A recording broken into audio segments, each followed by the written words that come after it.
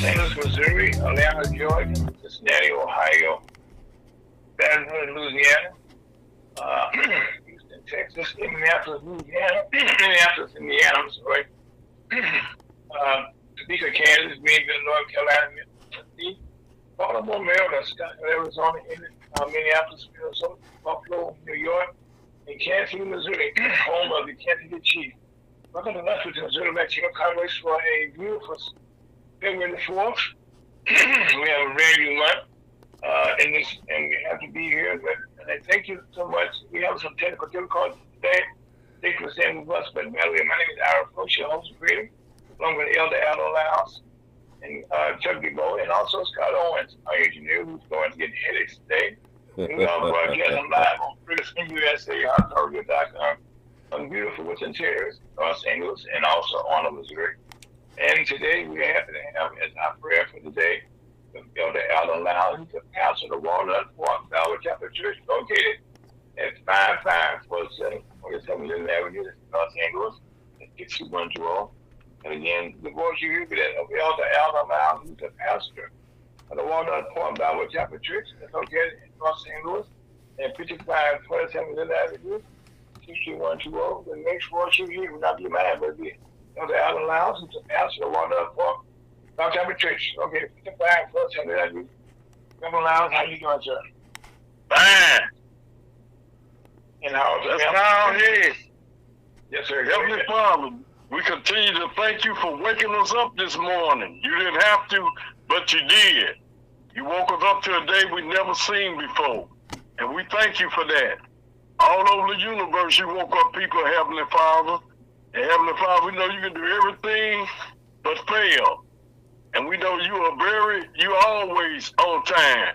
And we just thank you for what you have done, what you're going to do, and what you're still doing. And look in on the sick, Heavenly Father, and bless, and the gospel continue to go forward. In Jesus' most precious name, amen. Well, Lyles, thank you for that beautiful prayer, sir, and also always that prayers on blessings down. So what do you have for us today, sir? About the world. I'm still talking on the world. Get your pencils ready.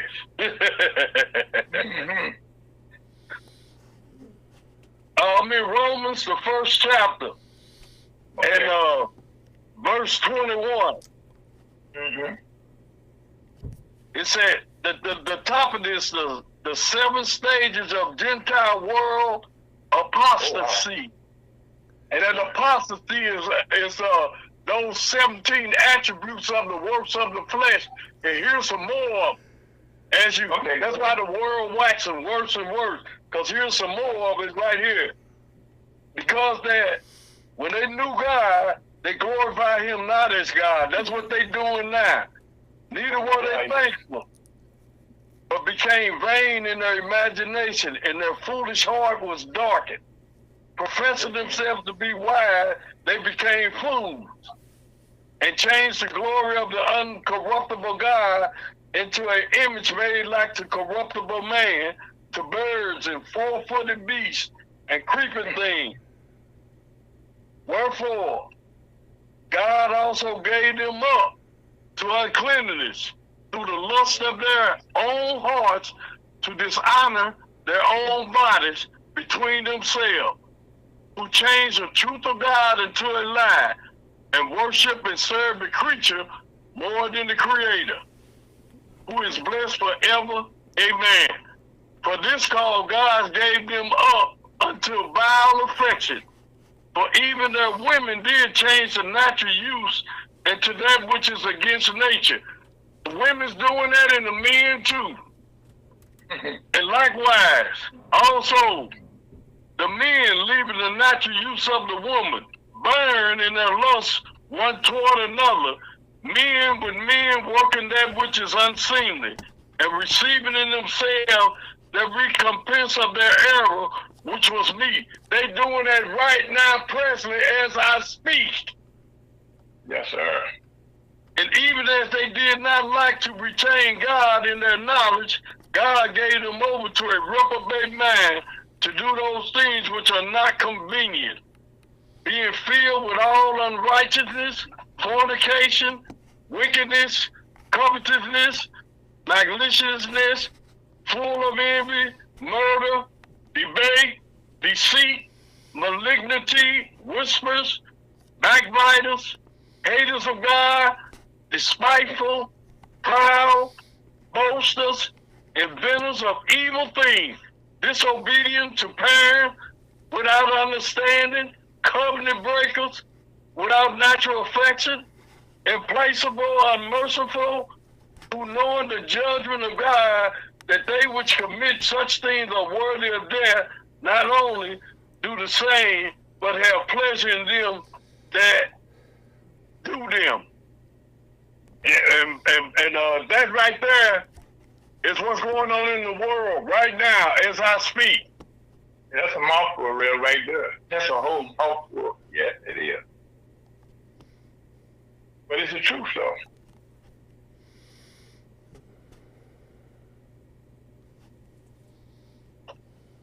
So is that it right there for today? Yeah, that's it for today. Okay, well, right now we kind of, by the way, we have some technical difficulties. Well, we can blame on the satellites, up there, for those who know, but we'll take a small break. Listen to USAHotTalk.com. Yes, Scott, what you We can't take any break right now. I don't have any control. Okay, we'll keep right on going then. Well, right now we're gonna make adjustments as we go on. Right now, okay, most of the world, especially in this country, is talking about this satellites. This actually is not a satellite, but it's a balloon that traveled the country. Matter of fact, it was over St. Louis yesterday, sort of out in Kansas City. And it's kind of, getting everyone's attention. But again, the United States is, if you look at the travel, the path that it went through, people are aware in Bills, Montana, there's a lot of silos, missiles up there. You went over to Kansas City where we have a big base, for our fighters there. Now to St. Louis where we have Scott Air Force Base. There's a lot of places that is going, and they're saying it's out of control, okay, but you never know. But one thing, that's out of our hands. But one thing we do know that we're happy to say that in the world of COVID-19, that things are fairly being answered. In fact, the COVID-19 hospitalizations are dropping by almost 20%, and that is a very good thing. That's because people have been wearing their masks, but we're still right now right behind on getting our vaccine. But the only way we can continue to keep those numbers going down is keep those getting vaccinated. You can also continue to wear your face mask. And also, by the way, wash your hands. We've been saying that for a long time. That's something that you learn as a small kid, how to make sure you wash your hands, and those are some common things, but people don't even do things like that.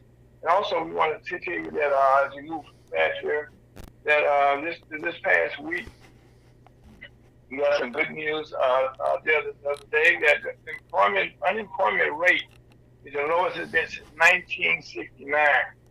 It's down to 3.4%. By the way, the jobs are over 517 new jobs were created. And we're talking about jobs, and this is kind of interesting why these jobs are being created. Jobs in the IT industry, high-tech industry, they're laying off. But right now, the hotel industry, the leisure industry, professional business and services, even government healthcare, they all are seeing great news, which is a good thing for us right now. So we're happy that that's some good news there. Also, something that we can't forget was that this past week down in Memphis, Tennessee, the young man, Tyrone Nichols, who was brutally beaten and killed. Well, yesterday, the sixth police officer was fired down there, and there has been much discussion why this had taken place sooner. But now, all this could possibly be avoided. Right now, we all need the federal government, I said the federal government, to pass the George Floyd Act that would allow all this to not be in a situation right now. Because now the George Floyd Justice and Policing Act of 1920 was sponsored, back then, okay, by former Congresswoman Karen Bass, who's now the mayor of Los Angeles, California. It was established a framework to prevent and remedy racial profile of police officers. But the biggest thing it was done, it was taking away qualified immunity, which means police officers will be responsible for their actions. They can lose their homes, they can lose their savings, they can lose their cars, they can be sued when they do something wrong. And these officers right now that think they've been fired, well, they're going to be dealt with. There's still a lot of other places around the country. I know personally, in my family, my grandson was beat in the Carolinas this past year. So this stuff continues to go on.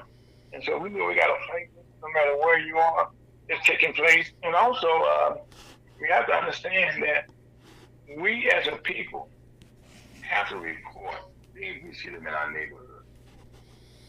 Now, everybody said don't snitch. You know what I'm saying? Well, it's not snitching when you're protecting your own self. I know here in St. Louis and around the country, unemployment rates are up because people they can't find jobs. Well, some places people just don't know or have the skills. But there are training programs now that get the skills that you would need that you can be able to get a good job. You can be able to go someplace and get some training. And sometimes a job is when you're making like $6, $8, $10 an hour, $15 an hour. Well, that's kind of hard to know. If you're a single mother, and a young child, you got to put that child in daycare. Then you got to figure out to get gas. You got to feed them. And if they're in school, they got to get them clothes. But right now, we got to see the minimum wage got to increase. But one of the things now is that we got to train. And the good thing about the Biden administration is that there is now opportunities for you to go to school and you train at the same time. So right now, that's a very good thing that you can do. And also, as you have to look out, for your other members of your family. And I know I'm talking kind of fast, which is not my way of talking. But right now, some of the good news for the Democrats and the Black and Democratic Party, that this morning the Democrats voted to move their first primary to South Carolina, which is a very good thing. Because in the past, the primary would have been in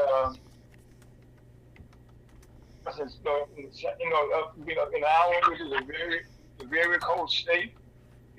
Blacks, very few, but now we get a chance to lead off the primaries for the Democrats, and then being black will have a chance to be involved with picking and choosing the president of the United States.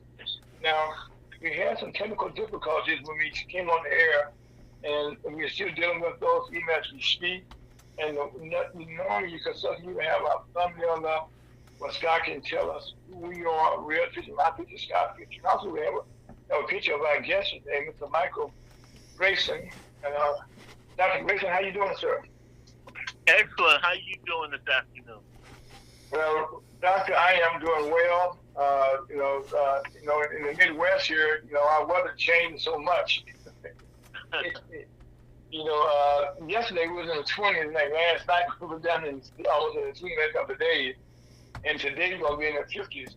And the day before, it was up and down.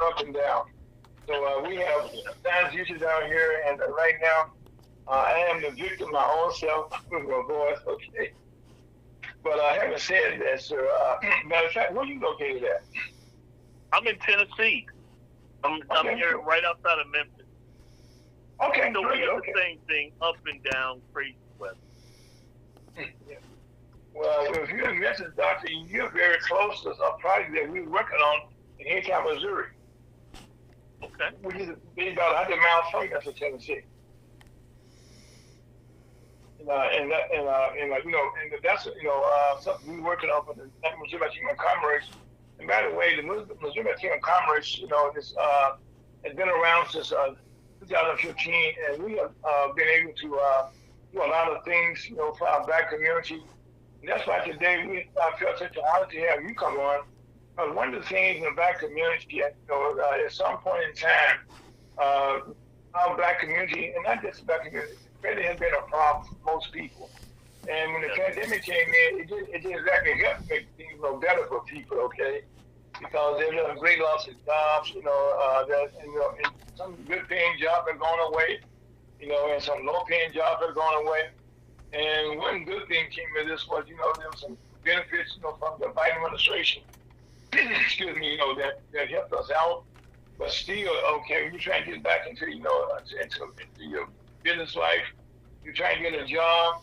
One thing they're going to ask you about it, they're going to tell you this, okay, at the time. They're going to check on your credit rating and see if your credit rating is. And this is one of the things that people are not aware of. That when you talk about credit, we don't always see the whole picture of what credit actually means.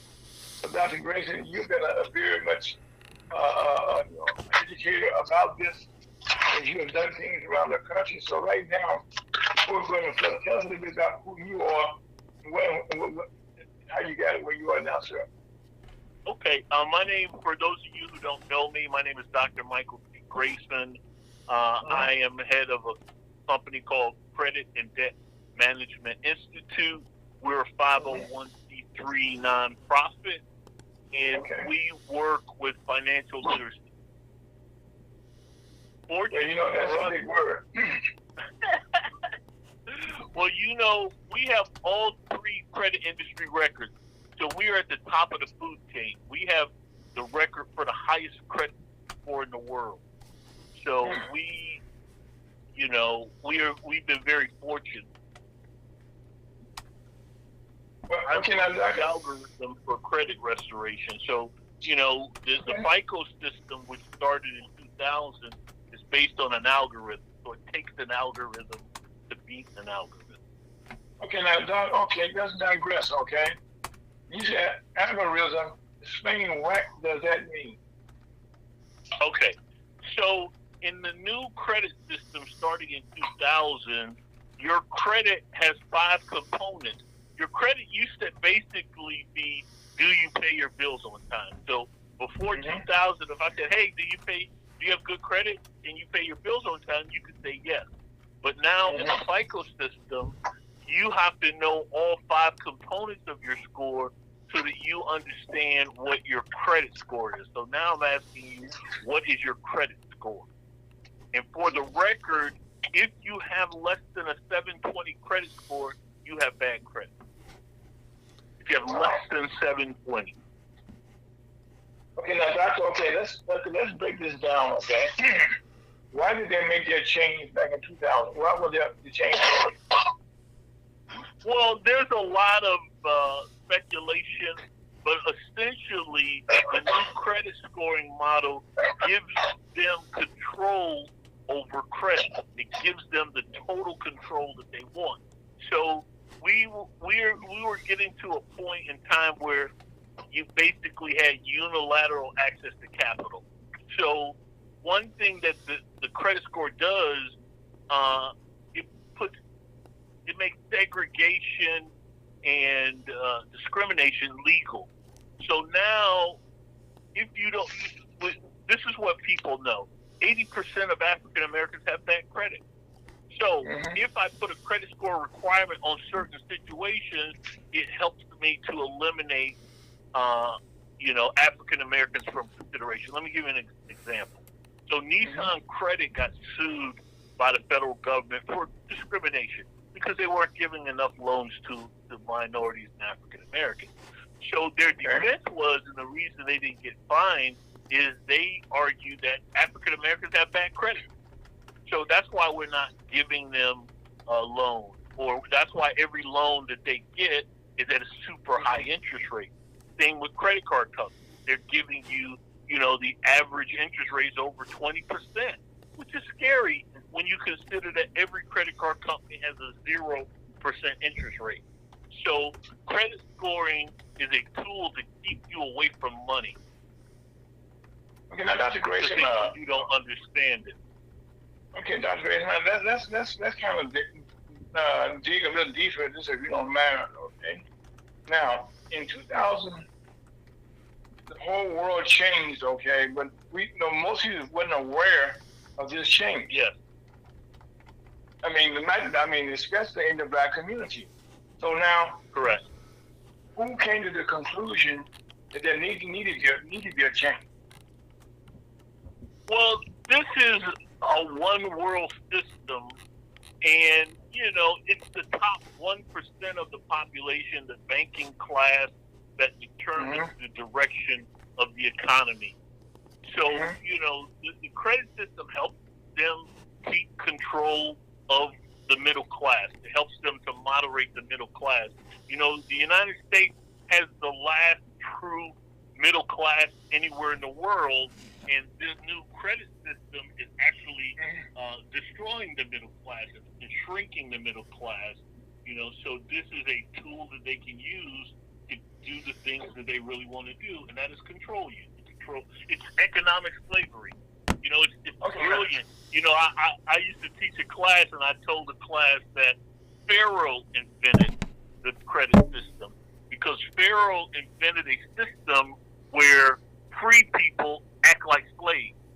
So that's where we are today. So you're free, but you live like a slave. You have to work 2 jobs.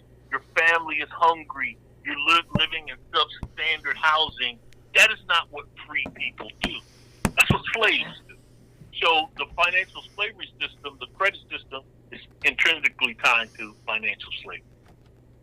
Okay, now, Doctor, I'm going to take you deep, okay? You just said that we could go back to Pharaoh.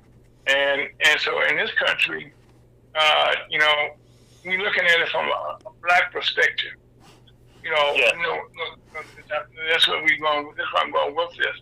So now, and when I was in school, right now we are having the lowest unemployment rate since 1969. And that's going back a while. And I came out of high school in 1968. And so now, 1968, they had we were taught. In some schools, they had economics, what they call it, they taught economics, and all that was taught to us back then. I hear what you're saying was changed over in the year 2000. It just went away overnight, so to speak. Yes. And then a new system appeared. Am I right? Well, can I tell you something scary, though? Yeah, please. Okay, this is scary. A lot of people can't handle this reality. But Dr. Now show back to we go. We want to say, see, Doc. Let me say to you, okay? When I was a young man, they had a program called Dragnet, and on Dragnet, they taught us just the facts, okay? Okay. Right now, in order to bring in the FICO system, you needed it's a one world system based on algorithms. So you had to update all the computer hardware and software all over the world at one time, which was very expensive. Okay. So back in 2000, the world upgraded their hardware and software. They spent trillions doing it. You paid for your tax dollars, but they didn't want to tell you that they were using this tool to bring in the credit system to enslave you. So what did they tell you? Why did they tell you in 2000 they upgraded all the computer hardware and software? They didn't tell us. Yeah, they told you it was the Y2K bug. They told you that the clocks, when they hit 0, all the computers are going to blow up. Remember? Oh, Doc, wait a minute. Let's go back here, okay?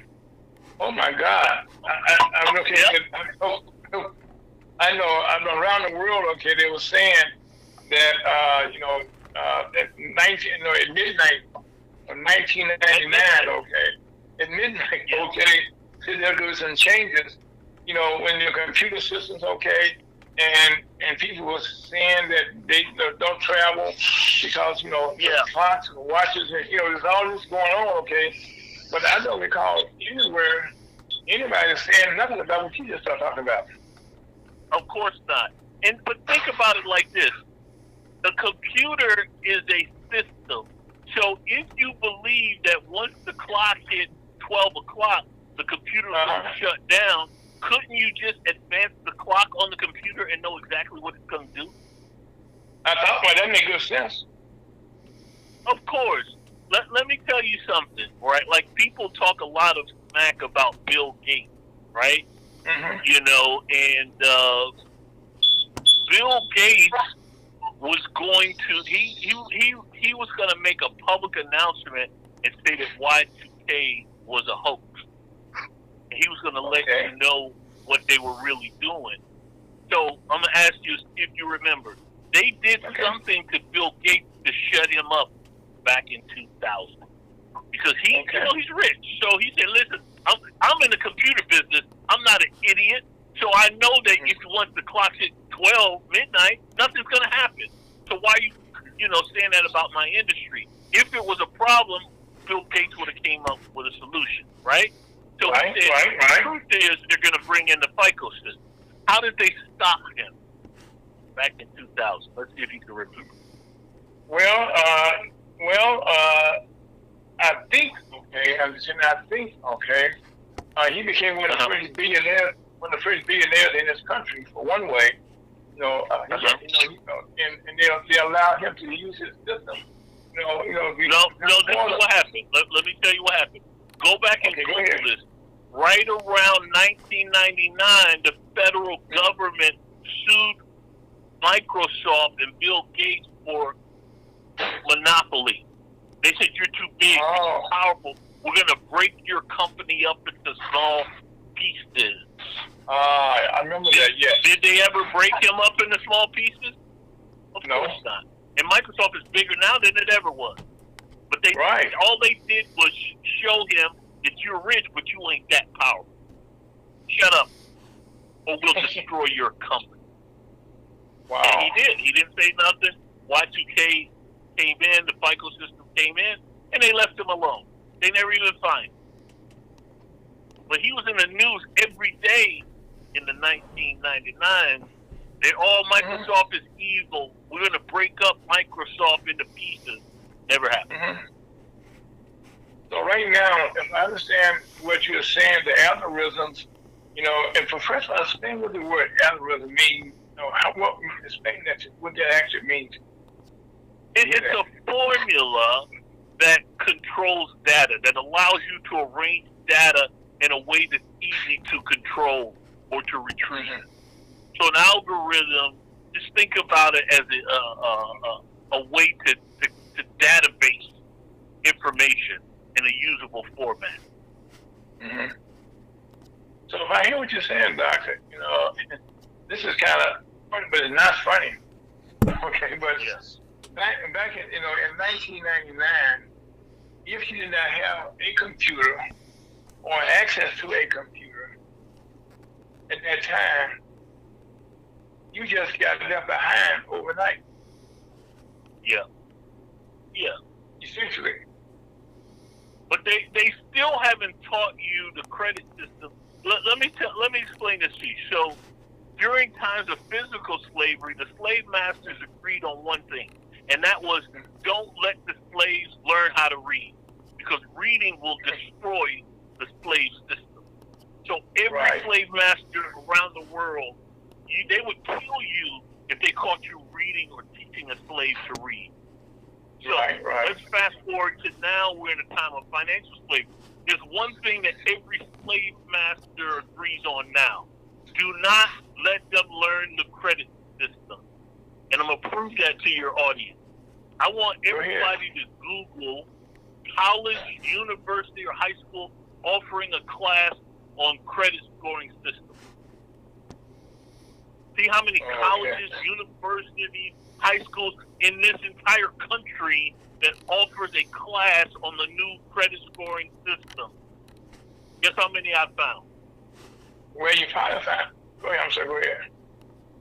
I found 0. This is the first time I've ever Googled something and it came back with 0.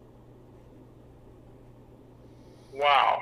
So if you talk to any educator and you say, as a young adult, what is the most important thing in the young adult's financial life? Everybody will say credit. So why aren't you teaching it? If you Google colleges or universities offering a class on knitting a dog sweater, universities teaching classes on not just knitting, but knitting dog sweaters. So they're saying that is more important than credit. Okay, Doctor, let's kind of go back, okay, to what you just said here. Now, they have universities, okay, that deal in financial literacy. Am I right? Yes. Yes. Now, in that financial literacy, you're saying in that it does not include how to deal with credit. How to deal with the credit scoring system. Everybody talks about credit, but they teach you the old credit system. They're not allowed to teach you the new credit system. If they did, you would have perfect credit. That's the one world order. That is the one world law. Do not teach them people about credit. That's the one world order. That's the way Satan wanted to keep you like that. That's the system of the devil. Yeah. It's a one world system. But that's great. That's Elder Lyles. You know, he's my co-host here, and and we've been talking about this one world order that you don't hear a lot about it, okay, but it is alive and well. Yes. So they have you busy thinking about other stuff. Like, just like you said, everybody teaches financial literacy, but how many people are teaching you the FICO credit scoring algorithm? Once you know the algorithm, you know how to fix your credit. And you know how to maintain 800 credit score. Amen. Everybody talks about credit. Ain't nobody teaching you credit scoring. No one. I haven't found it course. Other than the one that we teach, I don't know of one in the country. Okay, I tried to get my class taught in colleges and universities, and I went to all the historical black colleges, and they agreed. They loved my course. They said, yes, we're going to teach this in the fall, right? This was back 20 years ago. And I got a call like a couple weeks before the fall semester, and they said, hey, we're going to have to pull your course. And I was like, what? And they said, we got a call from a certain bank. I ain't going to say the name of the bank, but this bank called them and said, if you teach Dr. Grace's course, we will pull all our funding. They even told one president, we're going to rip out our ATM machine. That's how serious they are about this. People, one of the things, let's break this down, why the banks and the colleges have this relationship. When someone goes to college, first thing that they get, okay, when they get on campus and they have orientation, they can get a credit card right away. Yeah. Without a job.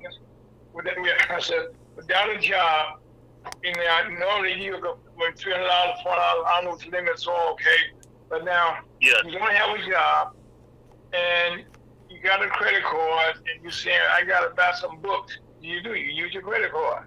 Or when I ain't got no money, and I want to go out and deal with my friends, and they got money, I want to use my credit card. And before you know it, your credit card is maxed out. Yeah. And then you say, you got to start paying your credit card. And right now, you just found yourself with bad credit. Yeah. And so now the bank. That is the goal. For $300, they have just neutralized everything you hope to do. So you told your kids, go to school, get a good education, but when you graduate with bad credit, you are unemployable. So they just unwound your $50,000, $100,000 education for $300. Wow. It's a brilliant. Right now, the banks are saying they want to rip out them ATM machines, okay, but people can go get money. From their, when they get money from their parents, whatever, who have bank accounts, and they're using those, okay, to money to their kids, on the college campus. And so the they just wanted to intimidate them so they wouldn't offer my credit scoring class. They're scared to death Because if your kids, they go to school, they work hard, they got a good education, but if they have bad credit, they're unemployable or underemployable. So they will still be limited and be part of the financial slavery system. If they came out with top of their class and perfect credit, if you taught the credit scoring class a year before they graduated, they would graduate with top honors and perfect credit. They would be unstoppable in America. No, by the way, okay, you listen to the program, and you can get our podcast, Facebook, YouTube, and Twitch, Spotify. Let me break this down to you. This is not a black issue. It's just on any college campus in the world. Yes. No, this is not just something that's dedicated toward black folks. You go to any university, when you get on campus in orientation, you're gonna find something there about how you can get a credit card. I know years ago, one of my daughters was visiting one of her cousins. We went for homecoming weekend, and so she was down there. Okay, she came back home. She got a credit card. And she shouldn't have it. And we said, no. It's okay. You can't use that. No. Why can't I? I said, well, first you ain't got a job. Okay, so that's number one. Yep. And I said, when you back up, who's gonna pay for it? I hadn't thought about that. And that's all I'm saying. This is one of those things. And to be honest with you here, we hear a lot of stuff now. We're gonna come back to this in a few minutes, Dr. Mann. But since we're talking about colleges now, another thing that most college students, when they are aware, but they don't understand it until they get out of school, and then they got a thing called, they got a college loan they have to pay back for their education. Yeah. And that's why one of the things that the Biden administration has been trying to, forgive some of your student debt. And that's money that's student debt is driving down your credit report. And so we're gonna come back to that again also in a few minutes, okay? But I just want to get down to the basics here, okay? And that you can't teach your course in colleges. They won't allow you to teach credit scoring in college. I dare somebody to try. I would give you my course for free. If you're a college educator, you're high school, I don't care where you are. If you want to teach credit scoring, I will give you a class. I even tried to do this in the prison system. I have a program called Perfect Credit Prevents Crime that I used to teach at the Attorney Generals would invite me every year to teach a class at their national forum. And they loved it, but they never implemented. So a year before you let someone out and release them, the felons, you teach them the credit course and let them fix their credit in jail. So when they come out of jail, they have perfect credit. Because if they come out with a record and bad credit, they're unemployable. So of course they can only go back to crime. That's why you have recidivism rates through the roof. How are they going to get a job? They're a felon with bad credit. Impossible. They have better luck getting struck by lightning. So if you were serious about recidivism, you would make sure they come out with perfect credit. So even if they can't find a job, they could start a business. They could get a small business loan. Yeah, Doctor. This is such a important thing that we tell the prisoners that we don't want you to come back. Okay. Right. So one of the best things you would think, okay, common sense would say, well, while you're in here, you offer you all types of classes. So while you're in prison here. Some prisons, you get a law degree. Yeah. And so you're saying they can get a law degree, they can get something about credit, how to improve their credit. They can get a class on credit though. Think about that. What good is a law degree if you have bad credit and you're a felon? Are you starting a law firm? No. You're gonna get a job in a law firm? No. You need perfect credit. And anybody in this country can have perfect credit in 3 to 6 months. Anybody that understands this system. In fact, Wow. one of the things I want to make sure. Hey, that could be the mark. That could be the new mark of the beast. You better not even talk about the number of a man. You better not. Don't even go. It's talking about the mark of the beast and mankind. Mankind is crooked and wicked and ran by Satan and his demons. Yep, I'm telling you. Well, There's one thing I want to make sure we get out. The CARES Act. So in the country to fight COVID financially, they offered the CARES Act. And listen to how crazy this is. So everybody talks about the CARES Act because it gives you money, right? Everybody talks about the money from the CARES Act program. What they didn't talk about was the fact that the CARES Act was really designed as a credit protection tool. So the CARES Act of 2019 is designed to ensure that you build and maintain perfect credit. So if you Google CARES Act credit protection, so if you were listening to this program and you were impacted financially by COVID, the government allows you to fix your credit instantly. Okay, so if you were affected by COVID and you have bad credit, in 3 to 6 months you can have perfect credit. You only have up until May to apply, though. You only have until May. The president just announced he's shutting down the CARES Act. So the CARES Act shuts down when the government officially declares an end to COVID. He said in May he's going to declare into it.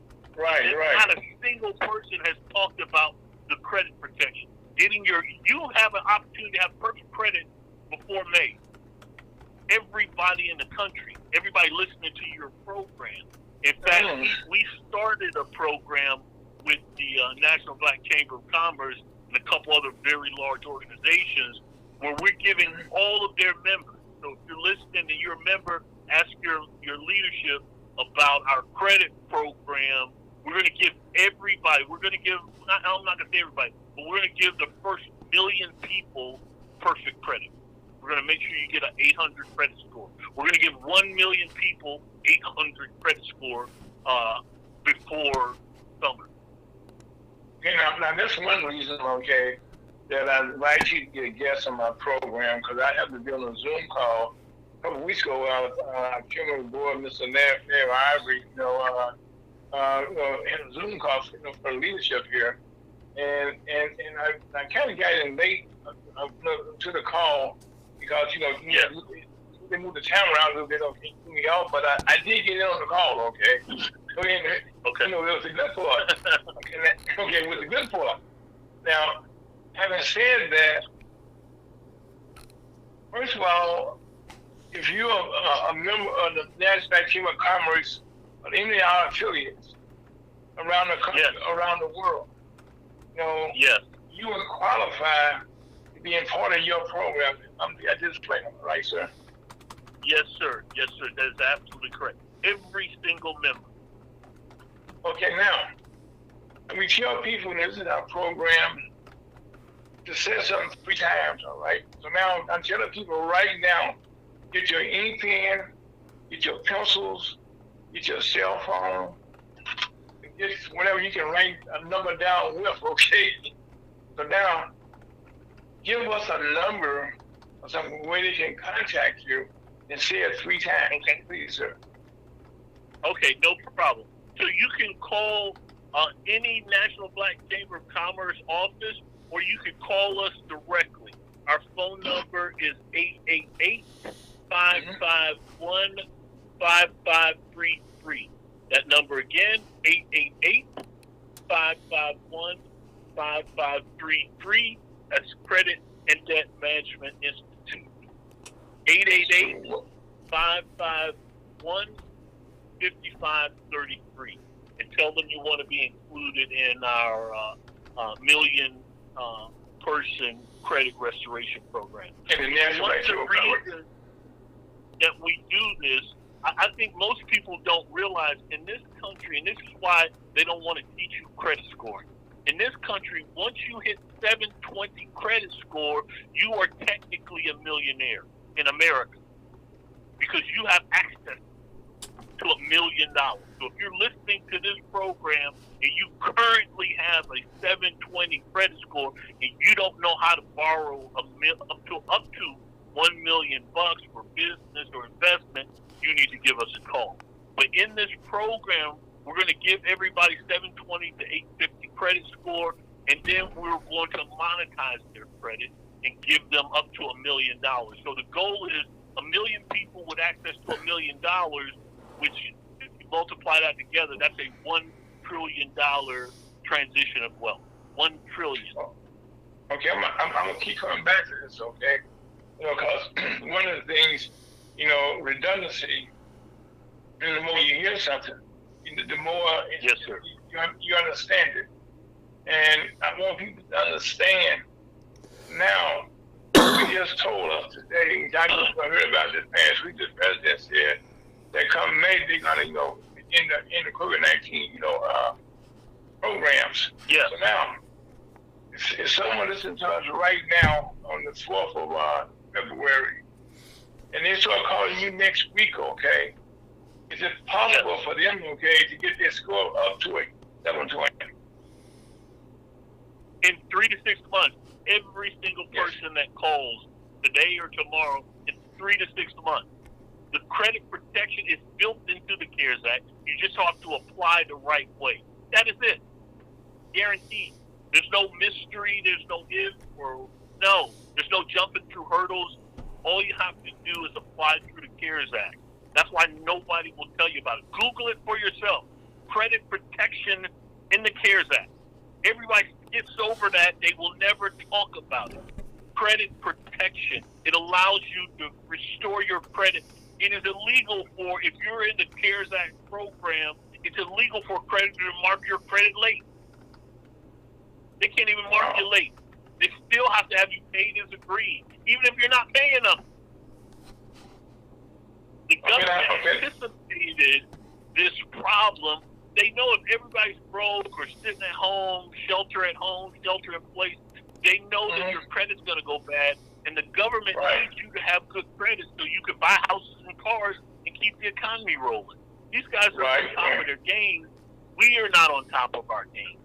We have to use the tools in place. The government has really done an excellent job of giving us, they call them debt filters.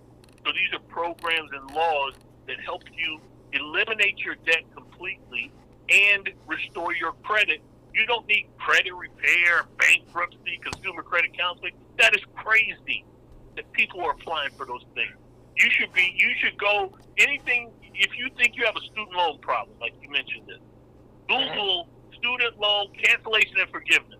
That is the key words. If you guys don't remember nothing else from this program, remember the key words: cancellation and forgiveness. Any problem you have, credit card problem, mortgage problem, you Google cancellation forgiveness, and you can find the appropriate program to eliminate your debt. So if you have a student loan problem, or you think you do, which is impossible to have one, you Google student loan cancellation and forgiveness, you'll see the Obama student loan forgiveness program already. The only reason Biden is trying to give you more cancellation and forgiveness is because you ain't using the old stuff. The Obama plan is we use ICR, Income Contingent Repayment Plan, for our clients. It will give you a payment, and I want you to Google this for yourself because you ain't going to believe it. Your payments go to $0 per month. $0. So how can you have a student loan debt problem if your payments are $0 a month? Nobody's using it, and I apologize because I know ain't nobody teaching you. The colleges are scared to teach it. High schools are scared to teach it, and everybody else is making money off your ignorance. But listen to what I'm saying. It is impossible to have a student loan debt problem in America. Impossible. Biden is trying to make it brainless. That's why they're mad at him, because they already gave you the Obama plan, but now he's just trying to wipe it out just with a magic wand, and it extends the wrong signal to the country. In order to get these rewards, you have to be diligent about information. The Bible said that people perish for a lack of knowledge. You have to actively seek this knowledge. Ain't nobody gonna hand it to you or spoon feed it. You know what I'm saying? You got to look for it. Somebody has got to step up and say, hey, let me walk my people through this. And, all you guys in leadership, come on, you got to use these tools to empower them. Preach, Grayson. Preach, bro. Empowerment ain't nobody Preach. doing it. Tell them about it. Yeah. That's why I appreciate you. You heard about it. The first thing you did was say, come on my show and let's talk about it. That takes guts. Most people are scared to talk about this stuff because they don't want to upset the top 1%. They don't want to feel the wrath of folks. But you was like, we're gonna put the truth out there. I'm gonna help my people. Amen. Well, that I did too. Okay. that you is serious about. We've had many conversations, and I don't know if people know your heart and know how serious you are about empowering people. You ain't just talking about it. Everybody else just talking about it. Well, with Dr. Grayson, I know for a fact, there's no secret, okay? When years ago, back in 2015, when our late founder, Harry Out, came to St. Louis, during the Michael Brown riots, for lack of a better description, okay? This is what it actually was in our black community.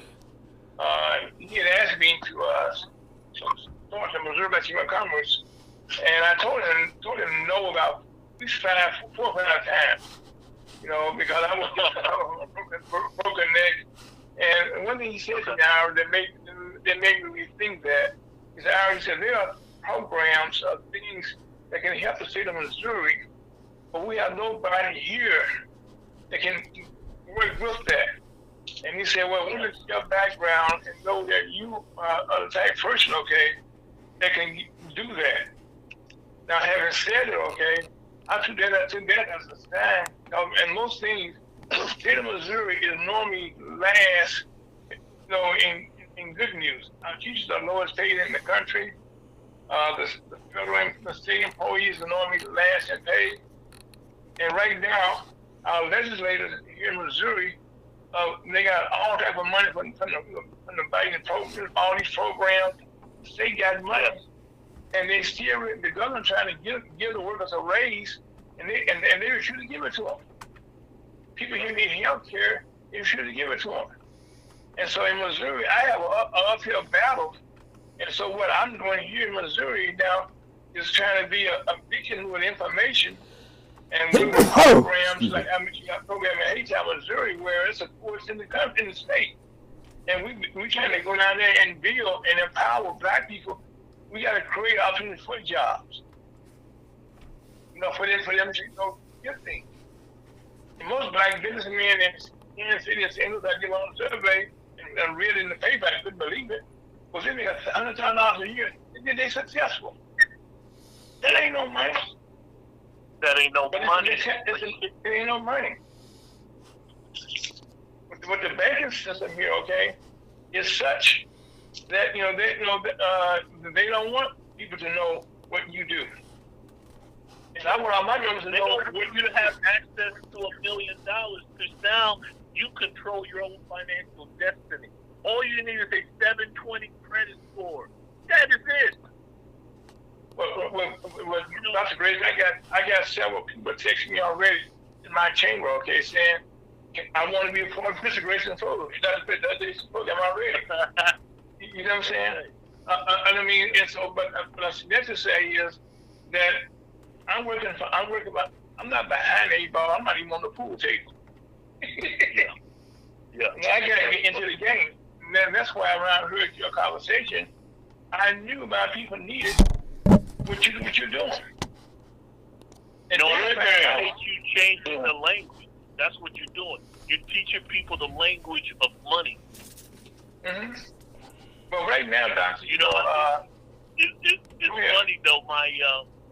All my relatives, they know me, they know what I do, so I teach them credit, even at a young age. Like I have one of my young niece, her name is Olivia. She listens to my program and she takes notes. Now she's only 10 years old, but she's serious about credit. I got a granddaughter. I got a granddaughter like that. She ain't playing. She a genius. You know, her friends are worried about social media and TikTok. She worried about how she can create inventions, start businesses, how to keep her credit good. That's why she don't really fit in, because they talking about stuff that she considers nonsensical. She want to know how to be successful. But Dr. Grayson, you know, when I was younger, and I know it hasn't changed that much, they were called geeks. Yeah, right. They weren't the person that was want to go party all the time. You know, want to go, you know, do this and do that. You know, most of my life, okay, I've been always interested, okay, so understand how stuff works. You know, in my past life with teachers, you know, I would talk leadership, how to get to organize the people. And so, those skills in Missouri, at our chamber, we don't get a lot of publicity, but we are making changes in our community. Nice. Anytime Missouri, we just purchased, okay, land of $165,000 and preparing to build a cell on top on that. You know, we already working on chambers, in all over the state. Kansas, we've done great things in Kansas City. But the good thing about it, Dr.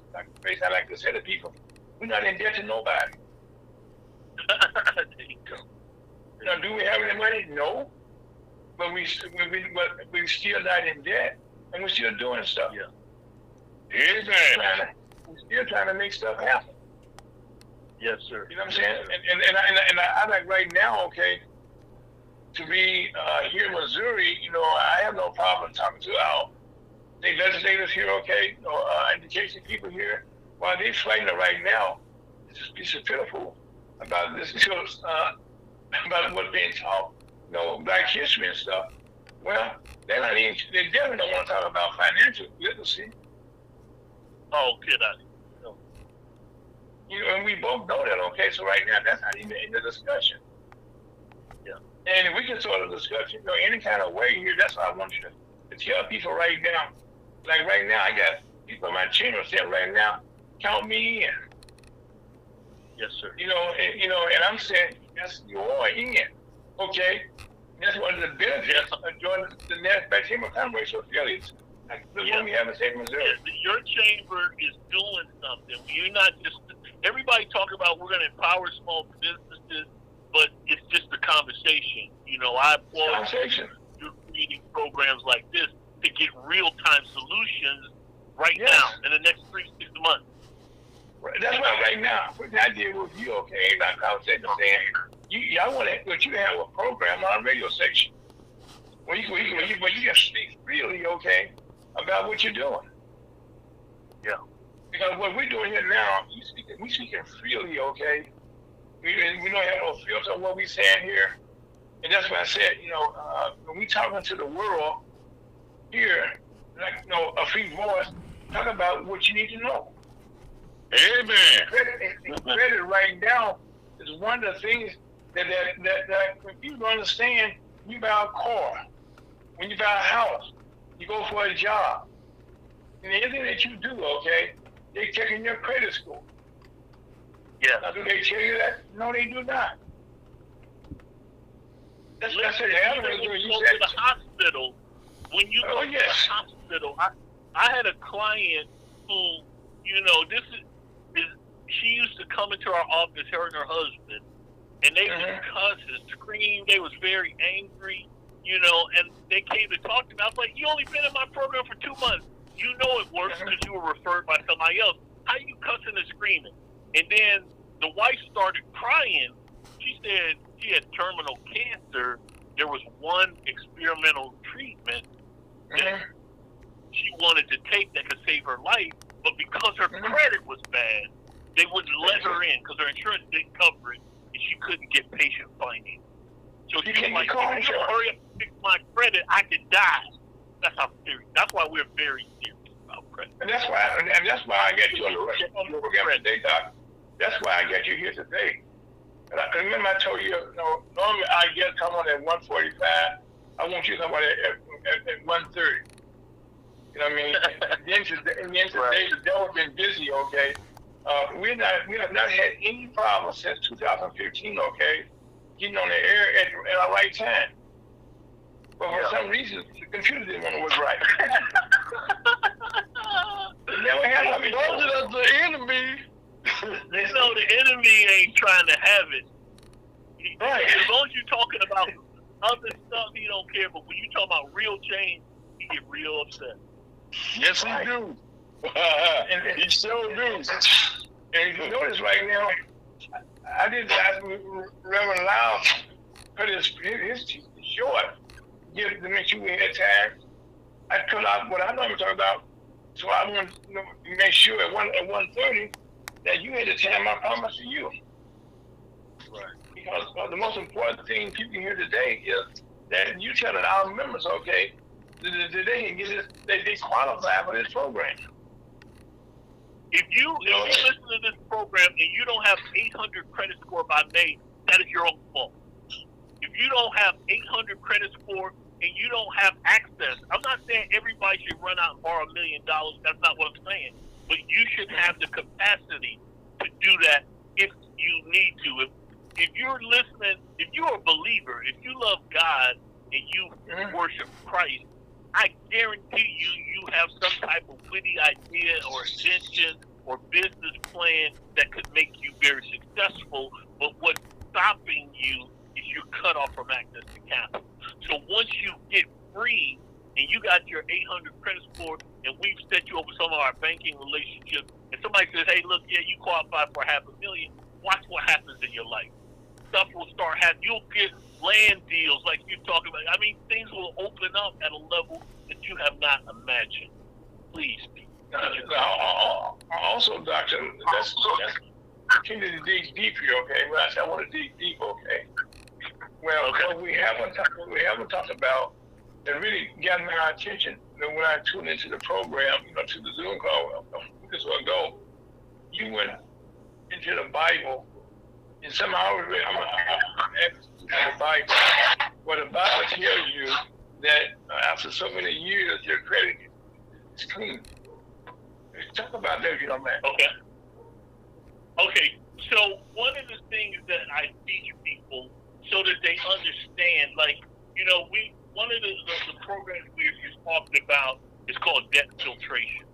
So debt filtration is a system of 48 government programs and laws that actually pay all the bad debt you can't pay. Bankruptcy is not a debt filter, consumer credit counseling, none of that. The government, even if you owe taxes, I hope you guys are not paying back taxes. You should file for offer in compromise. So that program reduces your tax debt 90%. 90. Okay? So everybody always say, well, Doc, wait a minute, that don't sound right. The government's going to pay all my back taxes. Why? That's what everybody want to know. Why would the government pay all my bad debts? Why would they help me have good credit? So I let them know there's two reasons. The first reason is because God said so. Don't forget, this country was started by people who came from debt-oppressive societies, and they were very religious folk. Okay? So they structured our government based on biblical principles. So there's two biblical principles in the Bible that shape our entire economy. And I want you guys to have it. Okay, write this down, please. Luke 7:41 to 42. Luke 7:41-42 says, a certain creditor had two debtors. One owed 500 denarii and the other 50. When they could not pay, he canceled the debt for both of them. That is why the government cancels your debt. And the only requirement for any debt filter is you can't pay. Just like with the CARES Act debt filter. If you can't pay your bills, the government asks them to put you in a cancellation or forgiveness program. Okay? The second passage is Deuteronomy 15:2. Deuteronomy 15:2 says, at the end of every 7 years, you shall grant a remission of debt. This is the manner of remission. every creditor shall release what he has loaned to his neighbor. He shall not exact it of his neighbor or his brother, because the Lord's remission has been proclaimed. That's why your credit is supposed to reset itself every 7 years, because God said so. You wonder where that number came from, 7 years. You thought the government made it up. No, Deuteronomy 15:2. So the number one reason that the government cancels your debt and forgives your debt is because God said so. The second reason is because we're a capitalist country. We're not a democracy. We're a capitalist society. Amen. I always say that it's a capital system. Always. It's a capitalist system. So in the capitalist system, in our economy, it's driven by home and car sales. The government don't care about nothing else but how many new homes and new cars are sold, because that tells how healthy the economy is. And unfortunately for the government, in order to sell houses and cars, you need low debt and good credit. So fixing credit and eliminating your debt is the government's job. It ain't even your job. That's the government's job. You know, one of the things that I teach in my class is that your only job as a U.S. citizen is to use the credit and debt system to access capital and create debt. So the system is designed that when you get in bad debt or heavy debt and bad credit, it's designed to clean it for you so you can start again and try again. And you keep trying until you can acquire assets, build your credit, leverage your assets, and create even more good credit, and then become prosperous. So the system is designed that way. But what happens for African Americans especially, not just African Americans, but for us especially, after you get bad credit, heavy debt, you fall off the chart. You start doing bankruptcy, credit repair, all that crap that don't work, whereas the people that know activate the proper government debt filtration program to eliminate your debt and fix your credit. You can't pay off all that bad debt. It's impossible. Okay, now Doctor, is filter it. Okay, now Doctor, if you be so kind, why don't you explain the language, okay, that if you have a credit card or some other type of business, some debt that you have, how after certain how that actually works, in everyday people.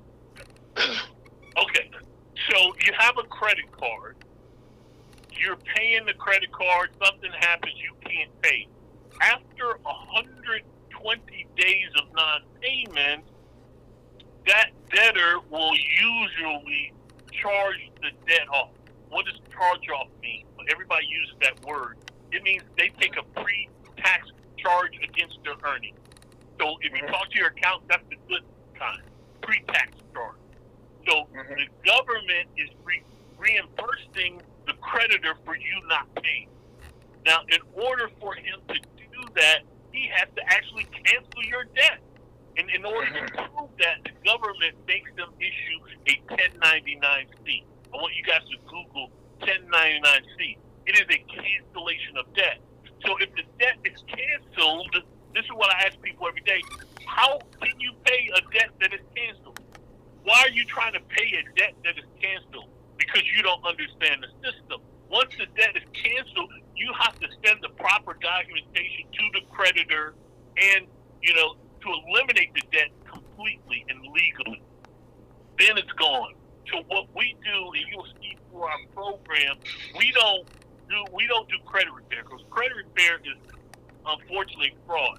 So credit repair people tell the credit bureaus that this account is not mine. That is your account. You know you ain't paying them people. That is fraud. That's fake fraud.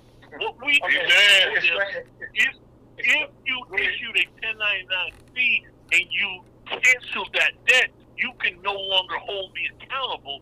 So we have the creditors remove the debt legally. Now it's gone. Now that's the right way to do it. So you have there's 48 of these debt filters. That's why I'm saying just Google them. If you have trouble, if you can pay your bills, pay your bills. I ain't telling you not to. I pay all my bills. I ain't never late. But if something happened, like when I went to the hospital, I was in the hospital for over a year with a very bad infection, right? And so I wasn't worried and stressed out because I can't pay my bills. They're going to repossess my car. No, because as soon as I get out of the hospital and go back to work, I know I can use a debt filter to eliminate all that bad debt, restore my credit, and I'm back in business. Now, how do you do that? That is the world. Explain us. Okay, first of all, okay, now, when people get these letters from these agencies trying to collect a debt from a credit card, talk about that. Okay, this is the biggest scam on the planet, or one of the biggest scams. Debt collection scam.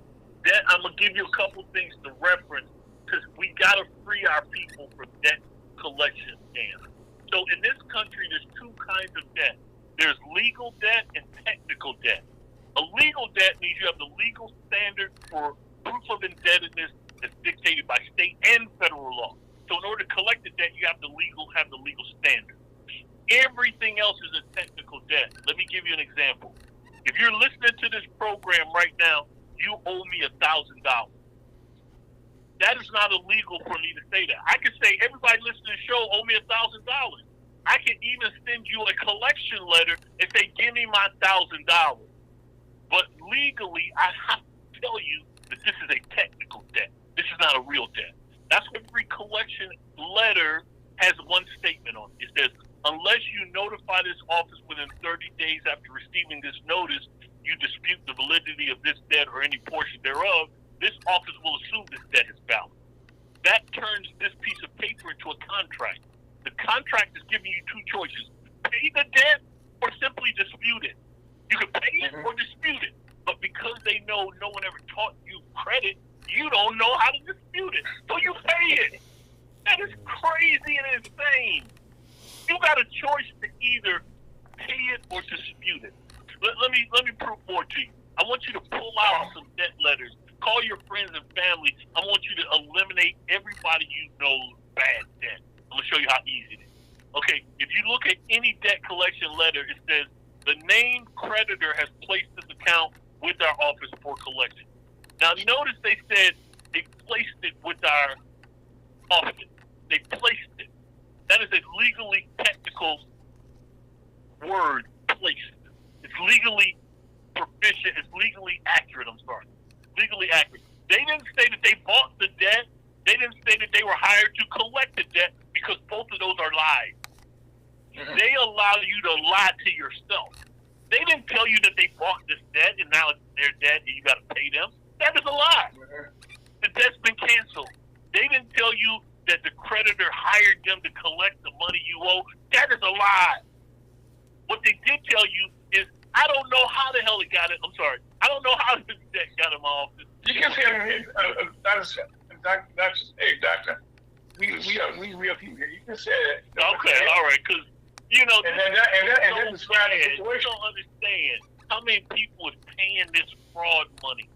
So the second sentence in every one of these says, if you choose not to respond to this notification, we will assign your account to a collector with instructions to collect the balance. Now, listen to what they said. If you choose not to respond, then they will assign it to a collector. If you really owe the money, as soon as they got the collection, they would say, go collect my money. But what they're waiting for is for you to create a debt where none exists. Listen very carefully. When you first got the letter, you ain't owe nobody nothing. But by waiting 30 days without notifying them, disputing it in writing, you created a debt where none existed. So back to my original example. If I say, listen, everybody listening to this program owe me $1,000, I can send you the same letter. If you don't respond in writing and dispute, hey, Dr. Gracie, you crazy, I ain't never agree to pay you $1,000. If you don't do that in writing, then legally you owe me $1,000, and I can take you to court and garnish your wages. People, that's awful. that is all they're doing. It don't matter what the number is. They only list the previous creditor to lock it into your mind to make you think that this is a real debt. This is a technical debt. It's legally uncollectible.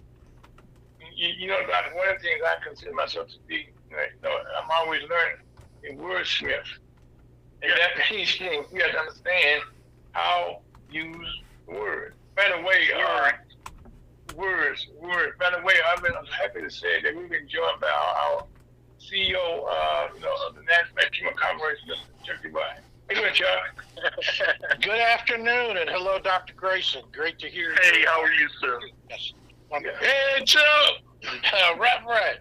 The right number. Right, Reverend. Okay, well, Chuck, Dr. Grayson been on since 1:30, okay? And I tried to have a continuation, Yes, but one sir. thing that... Let's do this again.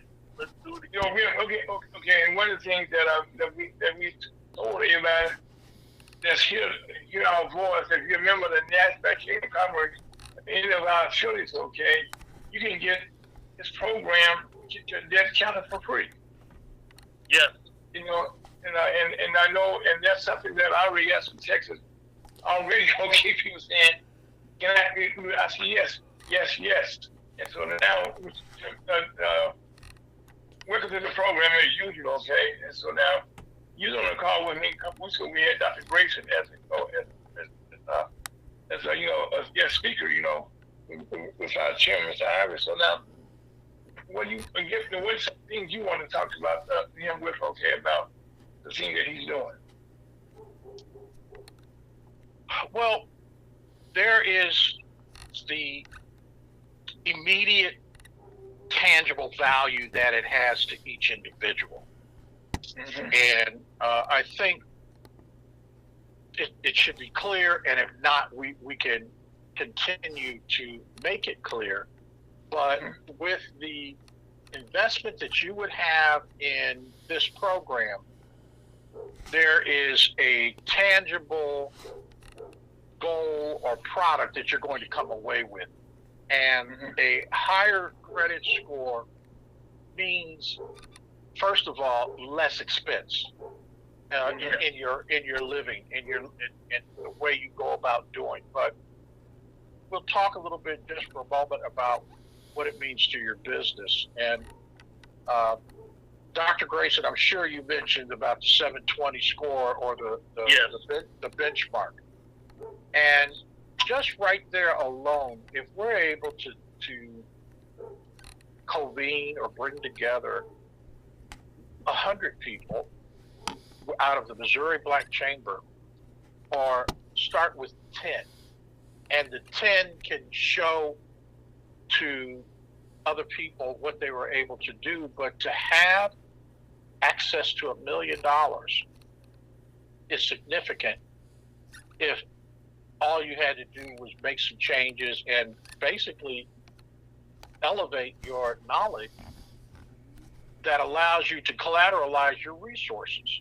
So a 720 score automatically will get you qualified for $1 million access to credit or access to capital. And as you do that and we put it together, then we have an opportunity to create our own banking guidelines, our own banking opportunities, our own sources for capital. And initially, we're looking to go nationally and get 10,000 businesses to do that. That would allow us to start a capital fund. And the fund could be in the form of a bank, but it would be designed and missioned for capital access to our members, our constituency, our concerns, our interests, which then, all the way back to what we've been talking about, is the integrity, the infrastructure, the substance within our own communities. And that's what we're talking about in one way or another every day. It's in the news, whether we're talking about political disposition. I mean, Ira, we've been talking about why, for what reason would we need in this point in time to reverse Roe versus Wade? Why? And why would Governor Santos decide that he doesn't want Afro-descendant history no longer a part of the curriculum? Well, it's because we're getting too smart, or the amount of news or information has come so readily available that whether you go to school or not, it comes into your life. You know, we talk about everything from mental health to food security to why are the police doing what they're doing in such a way and getting away with it? And what are the consequences and what accountability do we have? We're talking about with our Black business certification, we're talking about our own data, our own tracking, policing and holding ourselves accountable first. When we talk about why would the National Black Chamber of Commerce partner with the National Business League to form the National Alliance for Black Business that then introduced the Black Business Enterprise certification and to come with a scorecard? And lo and behold, within hours, within 24 hours of announcing that, we have Fortune 500 companies. I'm talking about Fortune 10, Fortune 5, the biggest of the companies, contacting us and saying they'd very much like to have the information and they very much like to know about it because they're having challenges with their own vendor, their diversity. I mean, if you think about it, right now, everybody's in a bucket for minority. And when I say everybody, I mean you've got more white folks as minorities now because you could be a woman, you could be a veteran, you could be LBGT, and you're still in there. I mean, I was talking to a guy this week that was Black, gay, veteran, I mean, every kind of certification and set aside or merit badge he could get, he was getting it, and he still wasn't getting the type of contracting opportunity he thought he should have. But in the end, we all need the money, we all need the access, but if we were to raise not only our financial coefficient, but raise our intellectual coefficient of understanding society and what role we could play in it, that if we were to command that $1 trillion power that we have in our spending and bring it back within our own community, we would just blow right by everybody else out. Yes. So I'm going to leave it with that, gentlemen, at this point, because I can go on and talk about the needs, but really what we're talking about here is a call to action. Well, right now, like I said, I got several members already contacting me, okay, saying count me in already, you know, here in the election conference. You know, and I know there will be other people, but I think I told him that when I met him on our call a couple weeks ago, come here, I was on you know, Chuck, on our show, we talk facts to facts. You know, we want people to know why they're not getting, why they've been treated the way they've been treated. And how can they do something about it? How can they do something about it, you know? And this, to me, is a remedy for that. I mean, we're not just talking smack or BS, okay? We're saying, here's somebody right now that can change your life. And if you're a member of the Missouri Chamber of Commerce, or you're a member of the National Chamber of Commerce out of Illinois, out of Georgia, Delaware, wherever, okay? We are trying to talk to our memberships around the world, and not just in this country, over in Bogota, Colombia, places like that. So where you been? Amen. So one of the things, okay, Dr. Grace, I'm not sure you're aware, Chuck is, I call him this for years, he's a global ambassador. Okay. I can't count the countries Chuck has been to. Matter of fact, down in Bogota, in Colombia, our former leaders, Harry and Harry Alfred DeBow, Alfred, their message they taught down in Colombia was the reason now that they have a first black female president of their country. Tell me about that, Chuck. We're in a changing time globally, and when I say that, I'm not really saying the aggregate of the globe. I'm saying the common denominator of the human spirit, the human existence. You know, we could go back maybe 10 years, and with the advent of social media, there were things happening like the Arab Spring.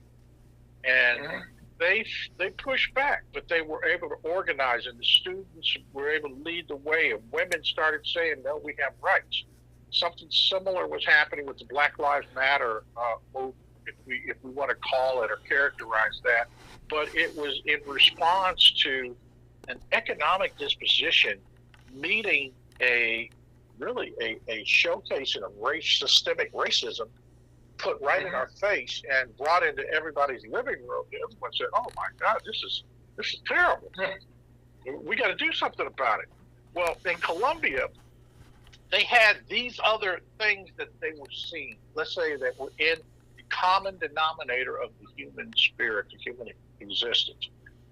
Colombia as a country had been experiencing over 50 years of civil war that really wasn't publicized as such. They tried to make it seem like it was about the drug dealers, the narcos economy versus the established economy. And really, there was so much have-nots that were on one side of the line that they just kind of fell in, and it just happened to be all the money that was coming through with the drug economy that they can't deny was part of their country. So to make a longer story short, there were guerrillas, and the guerrillas eventually got to the point to where the government said, you know what, we would like to have peace. We want to stop the war. What do we do? So two of the leaders got together, President Petro, and he selected a black woman to be his vice president, and they were pretty much following the American blueprint of how Kamala Harris got there. And even before Kamala Harris, there was F.C. Campbell Barr out of Costa Rica, and all of them kind of got there on a people's rights type of agenda that was inclusive of people's rights, not just black or not just one ethnic group.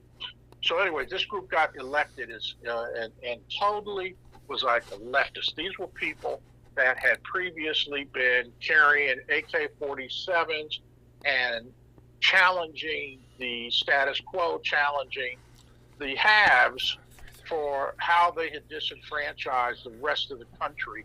And basically the poor people got together, voted together, and got their candidates in office. And one of the first things that started happening when they got in office is they were talking about reparations. And they went further to say, we're not just going to talk about it, we're going to do something about it. And one of the first things they did was they began to buy land back from the people they felt were holding lands that really truly had belonged to disenfranchised people. So that's through some of the black areas, through some of the indigenous areas. And they would buy the land and then turn around and give it to the disenfranchised folks. And they would then say to the National Black Chamber of Commerce, can you help us monetize this value? So these people aren't just given land and then here comes a tax assessment or other liabilities that go with being landowners while you're sitting there scratching your head trying to figure out, how do I monetize? What do I do with it? And so one of the things we've been able to do is to talk not only to the American government, but to some of the branches where we have food shortages. And as crazy as it is, America has the capacity to feed ourselves 5 times over. But for all the various reasons, we're not doing that. We actually got people starving. I mean, they're calling it food insecurity. But you're talking about going to school hungry, being there. There used to be, during the pandemic and right after the pandemic, you could go to school and get a breakfast and get a lunch, regardless of what was going on at your house or what your economic disposition was. Well, those programs are being cut out. So now there's over $5 billion worth of vegetables and fruit, things that need to be purchased by the military. We can't feed our troops to go anywhere or threaten to go anywhere because the Chinese, everybody knows that we can't feed them, so they can't move. They can't do anything. So we've been buying a lot of products from Chile. When you go in your grocery store and you look at let's say a tomato or a orange or something, you look at the little stamp on it, it tells you where it came from.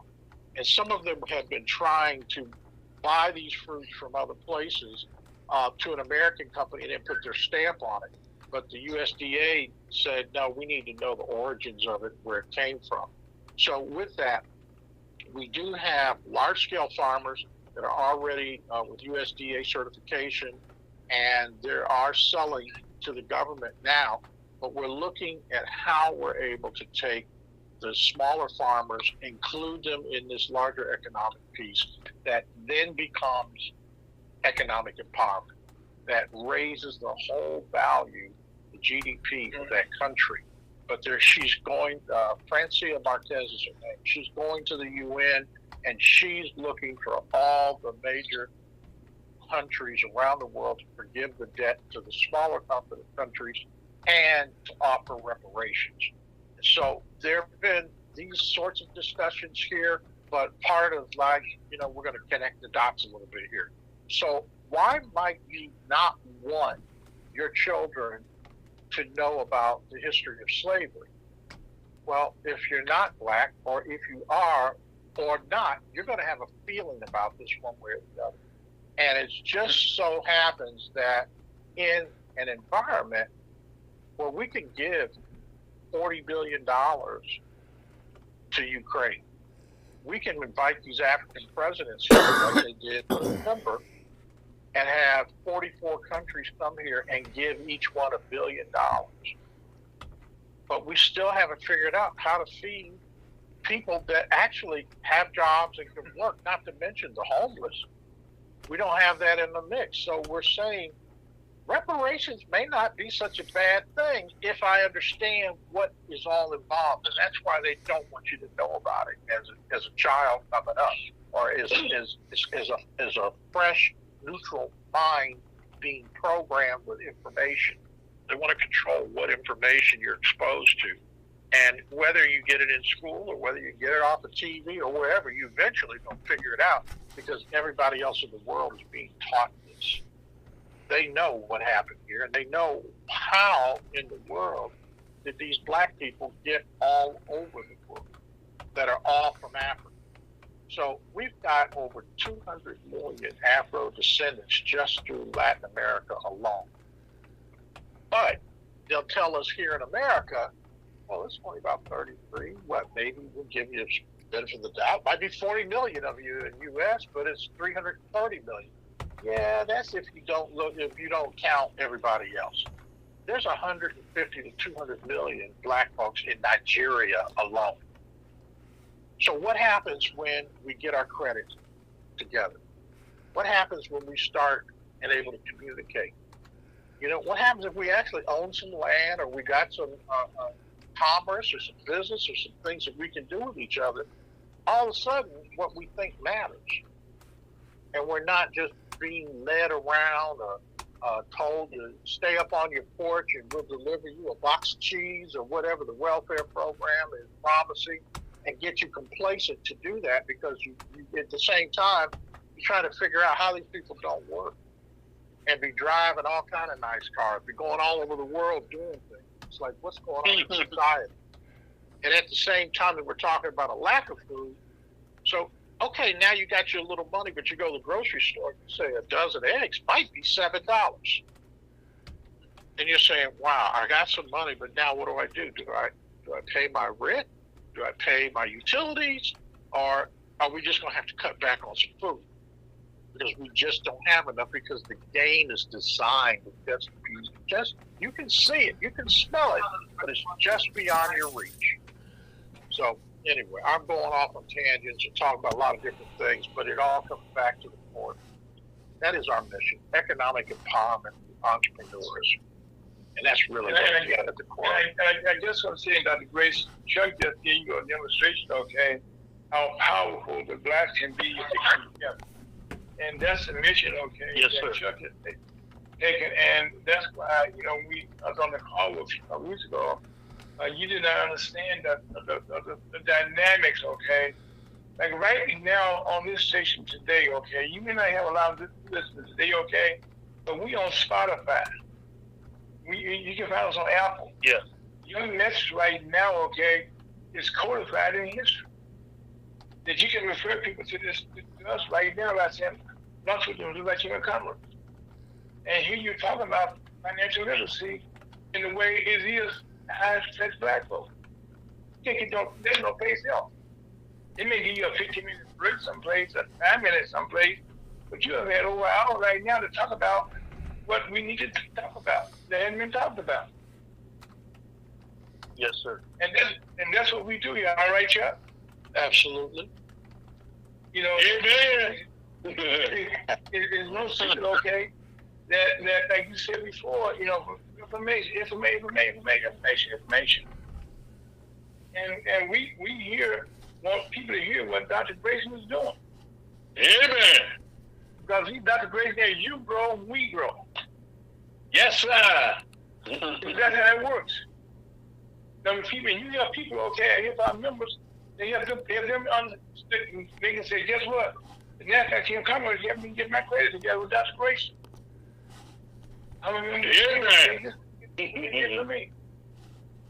I mean, most chambers you get into, okay, you know, they saying they're going to help you, but we can report the direct community credit card. It don't like just change around. And guess what? I can't remember the back team of commerce. Or either Illinois or Delaware or either Wisconsin, Georgia. And that's my goal, okay, with our members, okay, is to hear who didn't hear what you talked about a couple weeks ago. That make good sense to you, Doctor? Yes, sir. That's the plan. That's the plan. You know, that's the plan. Like I said, this is not be a one-shot wonder. You know, in music, okay, a lot of people that were one-shot wonders. Well, you're not going to be a one-shot wonder for what I'm concerned. Like I said, we don't have to be the biggest chamber, right? It's Secretary, okay? But we're doing a whole lot of stuff other chambers are not doing. We're trying to empower our members, okay? Like I say in Missouri, we don't have a lot of black business owners, okay, that are independently owned, they actually own their own company. So we got to create that. And right now, when you have to get their credit together, it goes a long ways, okay, to make them really independent. Amen. And that's what because you're trying, it will be easier for you to mobilize quicker and get things done just because you are small. Right. Oh, that's right. We're not complaining. No, we're not complaining, okay? We kind of under the radar. The project in Haytown, Missouri, we already got the first piece, okay, with $9 million. And we're building down the 8 units of affordable housing. And that's right outside of Memphis. Folks, I hate to say this, but I need to remind you of the clock on the wall. Just 5 minutes, okay. And right now, Dr. Grayson, that complex that we built will be named after Dr. You can call him Dr. Bishop Lawrence Woodson, who was like one of the number 3 in the Church of God in Christ. And we're going to honor that man, okay? I think that's him. Like, can I do it in St. Louis? No. But right now, Haytown on 100 miles from Memphis, Tennessee, where the Church of God in Christ is based at. So y'all can come up to Haytown and see what a black man has done. One of their members. And so we empower people that if I can do it, if I can do it, Chuck can do it, you can do it, but you got to put your mind to it, right, Chuck? That's right. That's right. I'd like to just take the last few minutes here, Ira, and say all yours. Yeah, well, I just want to say how do we call this to action? You know, I'm going to defer it to you and Dr. Grayson to pull the programming component together, make whatever arrangements or relationships are needed so that we can continue to prototype this program and see if we can get a model, a test going right here from Missouri Black Chamber of Commerce. We're going to stay on it and focus it, but we want to show proof of concept that we can take it around the rest of the country. Yes. Yeah, man. That's great. If you offer that, I'm off for that. Beautiful. You got to start someplace. Well, I mean, the Rivers in, Scott is in, okay, and, you know, and we all remember the back chamber, Congress, so. And Ira, we're gonna also offer the Black Business Enterprise Certification to all those businesses that sign up for this program. The certification is free, but you have to be a member, a part of one of the hosting or sponsoring organizations, which is the National Black Chamber and our Federation of Chambers. So Missouri Black Chamber would be one of those. But in order to gain access to these programs, these opportunities, it has to come from within. It has to come from within your organization, and they're welcome to become a member of the organization in order to get it. But after that, we're not charging for the certification, but we are going corporations and target different people to accept and recognize this certification. Yeah, man. Amen. Amen. Dr. Grayson, are you in? Yeah, I'm in 100%. Whatever you need from me, you know you got it. Okay, well, you know, Chuck is my leader, okay? When he gives me assignments, you know, Chuck, I go to work. Thank you so much. Okay, well, I think right now the clock on the wall, someplace on the wall, is saying that we're in that last hour there. But Dr. Grace, I want to thank you for taking the time today, okay, on your busy schedule, you know, to come to us, you know, and say, we've been heard on Facebook, YouTube, Spotify. You know, you can hear it on our podcasts. And, you know, they're putting not Missouri Chamber of Commerce, okay? And they're going right now, they're going to see your picture on the wall, okay? So they're going to see who you are. And so, thank you for taking the time, okay? I think Reverend Elder Lyles, I think Scott Warren, because today, acting crazy. He was acting crazy, but Scott got it together. Okay, so, you know, and we think our illustrious CEO took you both and taking the time on this schedule. My name is Aaron Fowlkes. You know, I'm here to serve. You know, we stay here in Missouri. You know, right now we're here to serve. We always have prayers our best now. Listen, lunch in Missouri Chamber of Commerce on bring us at USAHotCourier.com. And on that note, we said life is good. And talk to you again next week. Yeah, man. Dr. Grayson, again, thank you. Have a great day. Thank you. Life should be safe. Thank you.